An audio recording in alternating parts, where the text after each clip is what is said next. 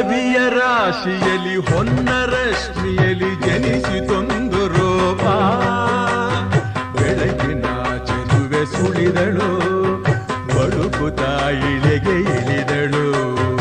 ಉಷಯ ರಂಗಿನಲ್ಲಿ ತೃಷಯ ನೋಟದಲ್ಲಿ ಕವಿಯ ಬಳಿಗೆ ಬಂದು ಪ್ರೇಮದ ನಯನ ತೆರೆದಳು, ಕಾವ್ಯದ ಒಳಗೆ ಕುಳಿತಳು.